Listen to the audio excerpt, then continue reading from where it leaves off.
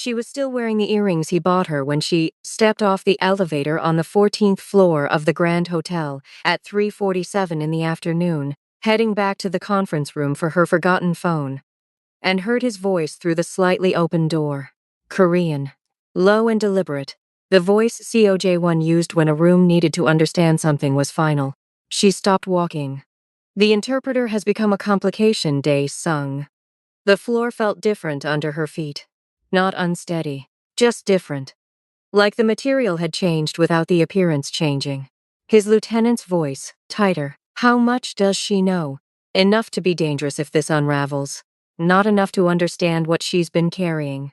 Imani Cole was a simultaneous interpreter, the best her agency had.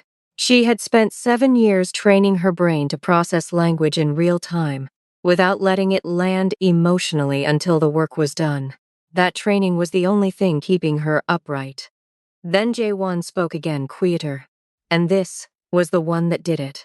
This was the sentence that entered her chest like something cold and surgical and precise. She trusted me completely. She never questioned anything. That made her the cleanest cover I've ever run. It also made her a liability I should have anticipated before I let it go this far. 23 seconds. She counted because her brain counted automatically when it was managing overload. Then she turned around, walked back to the elevator, pressed the button, stepped in, the doors closed. Her reflection looked back at her from the mirrored elevator wall. Blazer pressed, hair perfect, posture straight, the small gold earrings catching the light, exactly as he had said they would. She reached up and took them off. She held them in her closed fist for the entire ride down. She did not get her phone. She went to her room, sat on the edge of the bed, opened her hands and looked at the earrings sitting in her palm. The cleanest cover I've ever run, he had said. She set them on the nightstand, opened her laptop, and somewhere between closing her fist and opening that screen, Imani Cole stopped being the woman who loved COJ1 and became the woman who would use everything he had trusted her with to finish what he had started. She just didn't know yet how completely she would do it, or how much it would cost her, or that the most devastating part of this story wasn't what he said in that corridor. It was that he meant both things at once, and only said one of them. Before we continue, can I ask you a question? Where in the world are you watching from? Comment below because we'd love to know how far these stories travel, and hit that subscribe button for more amazing stories. I'll really appreciate it. Alright, thank you. Let's jump back in. 6 months earlier, Imani Cole had arrived in Geneva with a reputation that had taken her 7 years to build, and exactly zero interest in complications. She had grown up in Atlanta's West End, raised by a Haitian mother who had come to America with $40 and a French-English dictionary, and turned language into a livelihood. Her mother worked as a hotel telephone operator, because she could switch between languages mid-sentence without losing her breath, and she raised Imani in a West End apartment surrounded by dictionaries, language tapes, and one unshakable conviction. The person who controls the words controls the room. Imani had taken that and run. She learned Creole before she could read, French because her mother demanded it, Korean because of Park Ji-soo, the girl who sat beside her in AP history at her Atlanta magnet school, and became her closest friend in a language neither of them shared, until Imani, at 16, decided to learn hers. Georgetown for undergrad, the Middlebury Institute for her master's, UN interpreter certification on the first attempt. Fewer than 12% of candidates passed it that way. 7 years after that, she was the interpreter's senior partners requested by name. She had sat in rooms with finance ministers, trade negotiators, and conglomerates across 3 continents. She charged accordingly. She left every room cleanly. She had one rule: never personal, never complicated, never anything that makes the work harder to walk away from. 7 years. Perfect record. The CO Development Group contract arrived on a Tuesday morning. 6 weeks in Geneva. Significant rate, full discretion required. Her agency sent over what they had on the CO group. She read it for 2 hours. She read between what they had. She was good at that. She knew what the CO Development Group was adjacent to. She had worked adjacent to complicated money before and kept her hands clean. She accepted. She told herself it was the professional challenge. She told herself that 4 times before she stopped telling herself things and just packed her bags. The negotiation room on the 14th floor of the Geneva Grand Continental was exactly the kind of room Imani had spent 7 years learning to read before anyone else had finished their coffee. She arrived 20 minutes early, mapped the space, seating, sightlines, acoustics, the distance between the water glasses and the microphones. Set up her equipment, reviewed the briefing one final time. The CO delegation entered at 9:02. J1 came in last. He didn't look around the room the way powerful men usually did. That slow, proprietary survey that said, "I am establishing that this space belongs to me now." He came in like a man who had already walked the room the night before, already knew every exit, already decided where he would sit and why. He looked directly at her. Not the way men looked at women in professional rooms, categorizing, calculating, deciding what category applied. He looked at her the way you looked at the one thing in a space that was exactly where it should be. Then he sat. The negotiation began. In the first hour, she caught him react to something the opposing party said in Mandarin before she had finished interpreting it. He understood Mandarin. He was choosing not to use it. She filed this without showing she had filed it, because filing things without showing it was her entire professional skill set. During the midday break, he approached her at the credenza, where she was reviewing her notes. "Your Mandarin rendering of the 3rd clause," he said, in Korean. "You added a word that wasn't in the original." She looked up. "I added a word that preserved the speaker's intent. The literal translation would have produced a false implication in Korean. I made a judgment call." It was the right call, he said. She had expected pushback. The absence of it unsettled her more than pushback would have. "How do you know?" She said. "If you don't speak Mandarin in this room." Something moved behind his eyes. Not quite a smile, the shape of one. "I said I don't use it in this room. I didn't say I don't understand it. Then why use me?" He looked at her steadily. "Because understanding a language and trusting someone to carry it correctly are 2 completely different things. I understand it. I trust you with it." He went back to his seat. Imani looked down at her notes for a long moment. She didn't write anything. She just looked at the page. She had worked with a lot of powerful men in a lot of rooms. Not one of them had ever led with trust before she had done a single thing to earn it. She wasn't sure what to do with that. By week 3, she was finding out. He began waiting until his delegation had cleared the room before he stayed near the credenza. He never invented reasons. He just remained, and she remained. And they talked. About language, about the gap between what words said and what they meant. About the specific problem of carrying truth across the distance between 2 entirely different ways of organizing the world. One evening she said, "Every language has a concept that doesn't translate. A word that only exists inside that culture's understanding of reality." "Give me the Korean one," she said. He was quiet for a moment, actually thinking rather than reaching for the first answer available. "Han," he said. "Grief without a specific object. Sorrow that doesn't attach to one loss. It lives underneath everything. You can't point to what caused it. It's just there." She sat with that. Haitian Creole has marasa, it means twin. But it also means the part of yourself that only exists through another person. The self that only becomes visible when someone else is present. He looked at her for a long moment. "I've never heard that before." "Most people haven't," she said. "That's the problem with words that don't travel." He was still looking at her, not performing interest, actually sitting inside what she had just said, turning it over, letting it mean something. "Have dinner with me," he said. Just that. Direct, unhurried, already decided. "You're my client," she said. "I know what I am," he said. "I'm asking anyway." He should have said no. She had the rule. She had kept the rule through considerably more tempting situations than a quiet man who listened like her words were worth keeping. "One dinner," she said. "And I'm not adjusting my interpretive decisions based on your preferences." "I would never ask you to," he said. "That would defeat the entire purpose." That answer was so exactly right that it was briefly alarming. They had dinner. It lasted 4 hours. She talked more than she had talked to anyone in 2 years. He asked questions like a man who wanted the answers not to file them away, but to actually sit with them. She noticed that. She filed it. Automatically, professionally, and then immediately understood the absurdity of filing away the fact that this man didn't file things away. She walked back to her hotel alone and stood in front of the bathroom mirror and said out loud to herself, Imani, do not. She already had one dinner became two. Two became a standing arrangement that neither of them officially named until week 6, when she was packing up after a long session and he said, simply, stay tonight. And she said, okay, and that was that. No performance, no negotiation, just two people who had decided.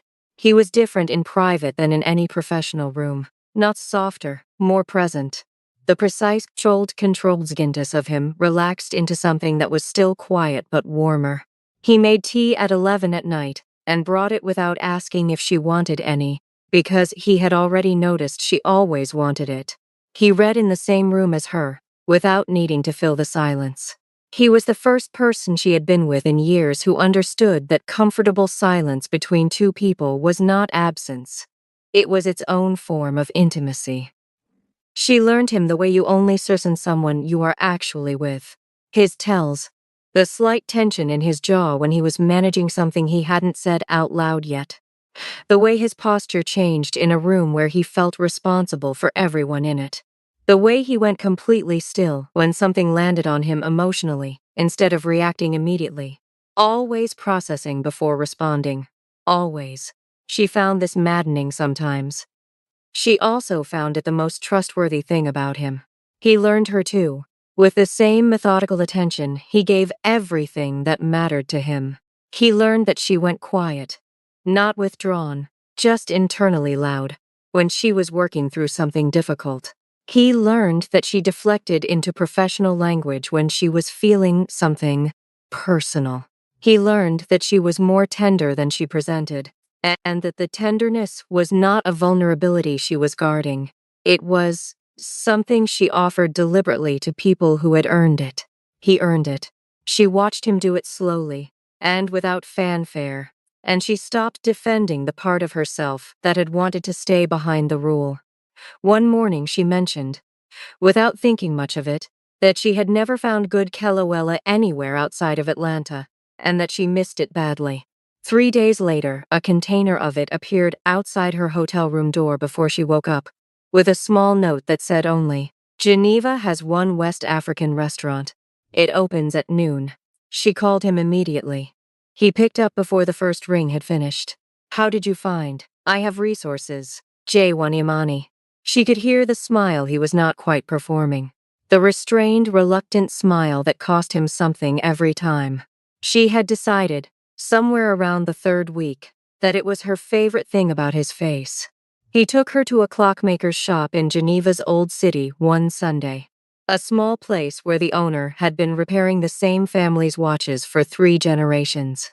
J1 didn't buy anything. He just walked her through it, let the owner talk, and watched her face while she listened. On the walk back, she said, You brought me here just to watch me listen to someone. He said, You light up when someone tells you something real.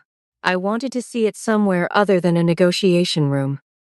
She didn't respond immediately. She looked straight ahead. He let her. When the Geneva negotiations concluded, and the CO group invited her to Seoul for the ratification phase, she agreed before her agency had finished explaining the assignment. Seoul was where she understood what she was actually in.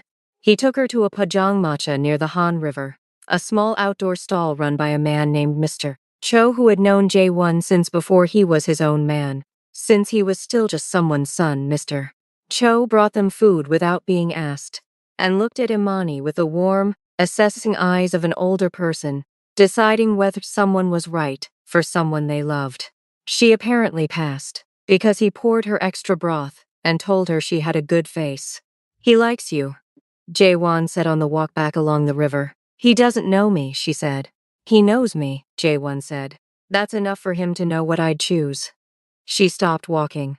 He was 2 steps ahead before he realized she wasn't beside him. He turned. She was standing on the riverbank in the Seoul night, with the city lights spread out behind her, looking at him with an expression he had never seen on her face in any professional room. Open, unguarded, slightly terrified in the way that only genuinely good things made a person terrified. He walked back to her. She took his face in both hands. She did this sometimes, this specific gesture, and he had told her once that he couldn't fully describe what it did to him.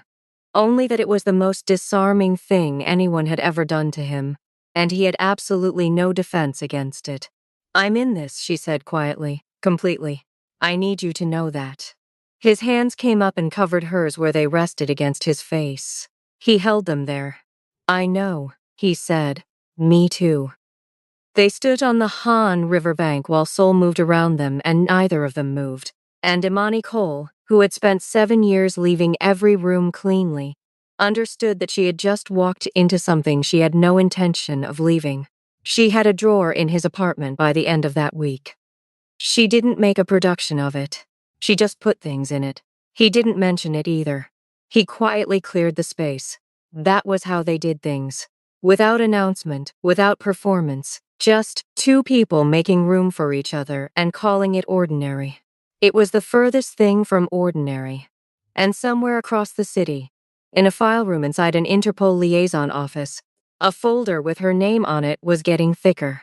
What Imani didn't know, what she had no reason to suspect, was that COJ1 had been cooperating quietly with Interpol for 14 months, not out of sudden conscience, out of calculation.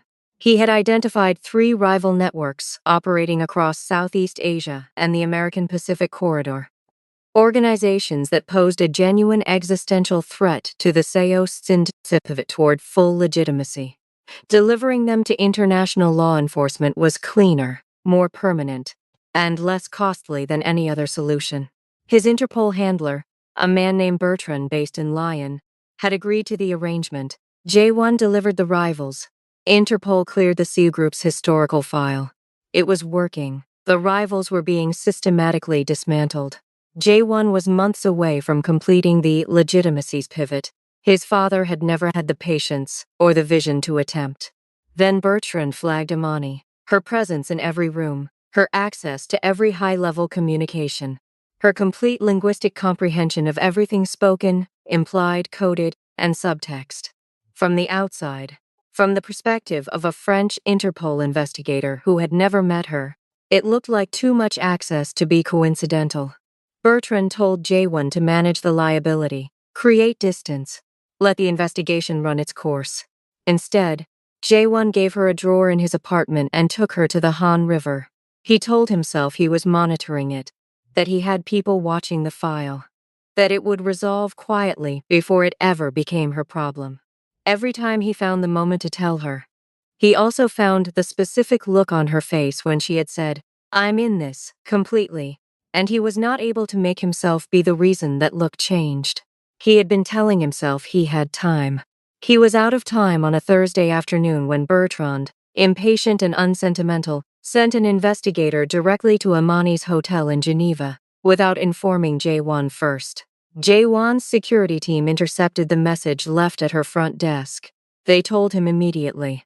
He pulled Dae Sung into the conference room during the afternoon break. That was the conversation she walked into. He was not saying she meant nothing. He had never thought she meant nothing. He was speaking in the only language his operational mind had access to when he was managing damage, clean, functional, without sentiment, about a situation he created by protecting himself from a conversation he should have had 6 weeks earlier.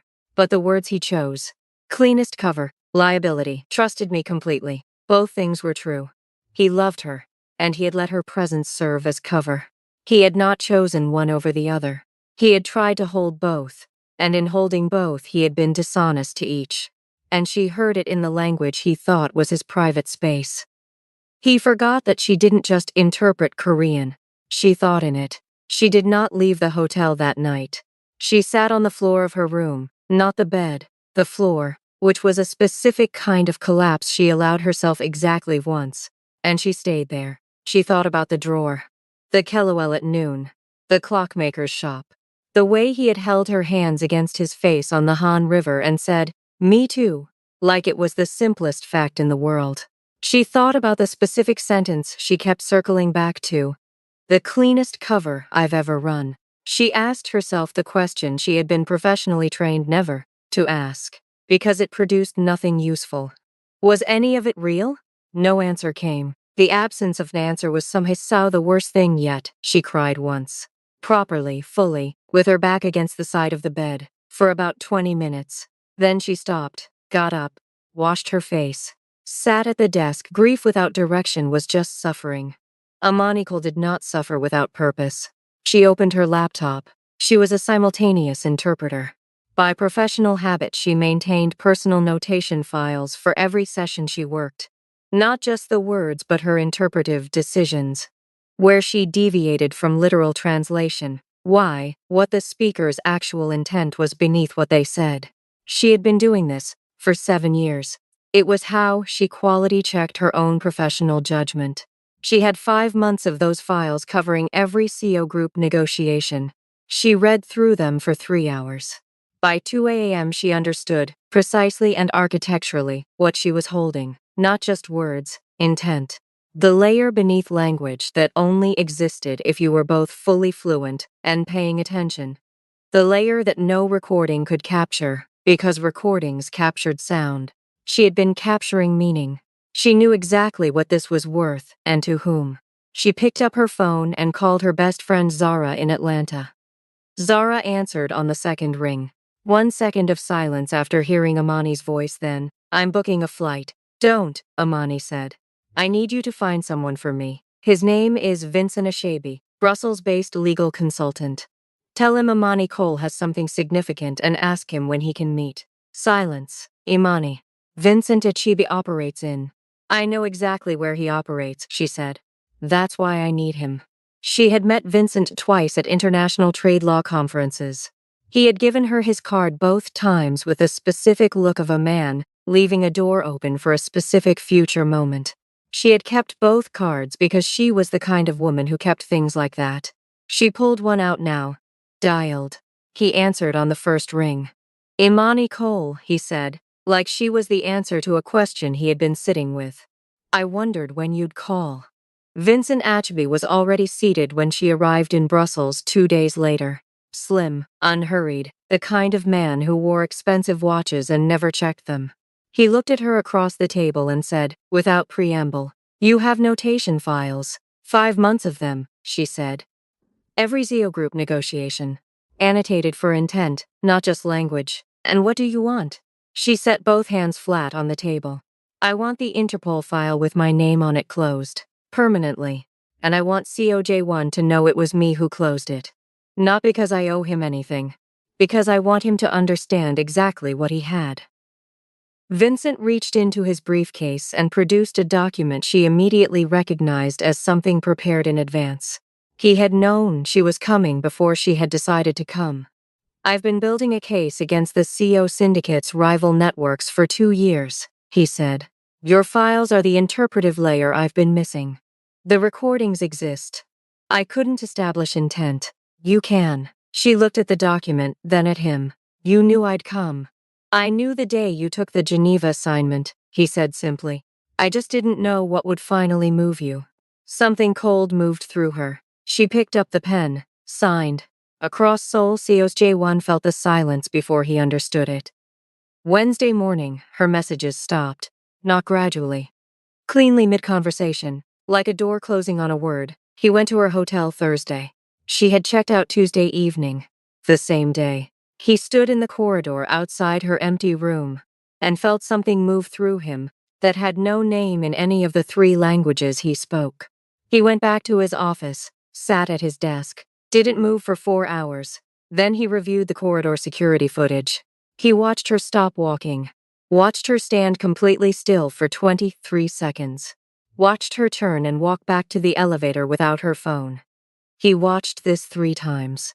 She was wearing the earrings, he said, almost to no one. Dae-sung, standing behind him, said nothing. Jae-won stood up from his desk, went to the window, looked at Seoul spread out below him, and felt the specific weight of a man who has just fully measured the cost of a decision he cannot reverse. He had loved her, and he had let her serve as cover without telling her. Both things were true. He had been trying to hold both. And what that corridor conversation revealed was that when his operational mind and his heart were competing, his operational mind spoke first, and it spoke as in the language he had used because he thought it was private. The language he had forgotten, she thought in. The notification came 3 days later. The Interpol file on Imani Cole closed, permanently, through a voluntary cooperation agreement filed in Brussels, covering the rival networks in annotated interpretive detail that dismantled, in one filing, what J1 had been building toward for 14 months. She had done it better than he had. Without him. Because of him. He read the filing twice. Found her name on the 3rd page. Pressed his thumb against it briefly. Then he did 2 things. First, he filed a preemptive legal protection order with the Interpol Liaison Office in Lyon, establishing Imani Cole as a non-consenting third party in any CO syndicate communications investigation, filed under his own name. She would be legally protected even if she had done nothing. He filed it before he knew she had already moved. He didn't tell anyone he had done it. Second, he said to Dae-sung, "Book me a flight to Chicago." She was home. She ran in the mornings. She called her mother more than usual. She cooked her mother's recipes. The ones that took a long time, and kept her hands busy, and filled the apartment with smells that meant safety. She put the earrings in a small dish on her kitchen windowsills, where she could see them when she stood at the stove. She was not hiding from what had happened. She was sitting inside it until she understood it completely. She knew he would come. She had tuned the shape of his instincts too well to doubt it. She decided, the night before, that she would open the door. He knocked at 7 in the evening. She opened it. He looked like a man who had not slept properly in 10 days. Plain dark coat, no security, no prepared posture. Just J1 in her Chicago doorway, looking like the full weight of everything he had done was. Sit, and he was not trying to redistribute it anywhere else. She stepped aside. He came in. She sat in the armchair. He sat on the couch. There was a space between them, and neither of them tried to close it. The apartment was quiet. She was aware, with the specific painful acuity of someone who had been processing something for 10 days, that her body still registered his presence exactly as it always had, like a frequency she was permanently tuned to. She had not stopped loving him in that corridor. The love hadn't changed. The ground had changed. And that distinction was the thing she had needed 10 days to fully understand. "You heard everything," he said. "Yes, in Korean." "You forgot," she said. "You forgot that I don't just interpret it. You have known me for 5 months, and you forgot." He closed his eyes briefly. "Yes. Tell me about the file." He told her everything. All of it. Bertrand, the cooperation arrangement, the 6 weeks he had known about the investigation and said nothing, his reasoning, the way he had kept finding the moment to tell her and putting it back down. He spoke plainly. He softened nothing. She listened the way she listened in negotiation rooms, fully, catching every layer beneath the surface. When he finished, she was quiet. "You were protecting the arrangement," she said. "At first," he said. "And then it became something else, and I still didn't tell you because by then..." He stopped. "Because by then what?" He looked at her directly. "Because by then telling you meant explaining everything I had never planned to explain to anyone. And I didn't know how to do that without it changing what we were. And I did not want to change what we were." She felt that land. She let it land without rushing past it. "J1. You said I was the cleanest cover you had ever run. I know. I was standing in that corridor, in the earrings you bought me, and you were speaking about me in operational language to your lieutenant." "Yes," he said. "And it was the most dishonest, accurate thing I have ever said. Because both things were true and I was only saying one of them." The room was very quiet. "Both things," she said. "I loved you, and I let your presence serve as cover without telling you," he said, and the past tense of the word loved landed in the room like something physical. "I did not choose one over the other. I tried to hold both. That was the wrong call. There is no version of it that isn't the wrong call." She looked at him for a long moment. Then she said, "I need you to understand something. I did not close that file for you. I closed it for myself. Because I was not going to carry legal exposure I never consented to. That was for me. I know, he said, and I need you to understand what those notation files were. They were 5 months of my professional work, my interpretive decisions, my judgment. I handed that over to finish what you had been building. And I did it better than you had managed in 14 months. Not because I owe you anything, because I wanted you to know exactly what you had standing in that corridor. He was very still. I know, he said quietly. I know exactly what I had. He reached into his jacket and set a document on the coffee table between them. She leaned forward. Read it. The preemptive legal protection order, filed in Lyon before her Brussels meeting. Her name, his signature, establishing her as a non-consenting third party. It would have protected her legally, even if she had done nothing. She read it twice. You filed this before I moved, she said. 3 days after you disappeared. Why didn't you tell me? He was quiet for a moment. Because I didn't do it for credit. I did it because it was the first honest thing I could do, after everything dishonest. I didn't want to hand it to you like it fixed anything. It doesn't fix anything. She sat back, looked at him across the space between them, at the exhaustion in his face, at the way he was sitting, not braced for her response, not managing her reaction, just fully present and making no attempt to control what happened next. I can't do this tonight, she said. I'm not ready. I know, he said. He stood, picked up his coat, walked to the door.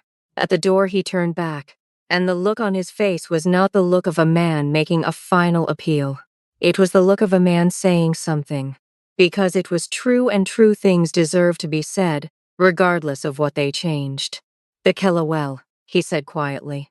I spent an hour calling every West African restaurant in the greater Geneva area until I found the one that made it. I wrote the address down afterward. I was going to take you there the next time we were in Geneva. A pause. There were a lot of next times I was planning for. I want you to know that. He left. She sat in the armchair for a long time. Then she got up, went to the kitchen window, and picked up the earrings from the small dish. She held them in her palm, looked at them in the kitchen light. She closed her fingers around them slowly, and stood there while Chicago moved outside her window, and she thought about next times. 3 weeks passed. She ran, she called her mother. She had one long conversation with Zara, who said, "The question isn't whether he loves you. You know he loves you. The question is whether the way he loves you is a way you can live inside." Imani sat with that for a long time. She thought about the drawer he had quietly cleared, the clockmaker's shop, the Sunday at the Han River, and his hands covering hers against his face. She thought about a man who had filed a legal document protecting her before he knew she had already protected herself, and who had said nothing about it because he wasn't doing it to be forgiven. She thought about whether the way he loved her was a way she could live inside. She picked up her phone. She didn't call J1, she called Mr. Cho. The Pojangmacha owner answered after 3 rings, voice warm and slightly surprised. She told him in Korean who she was. She asked if J1 had been in lately.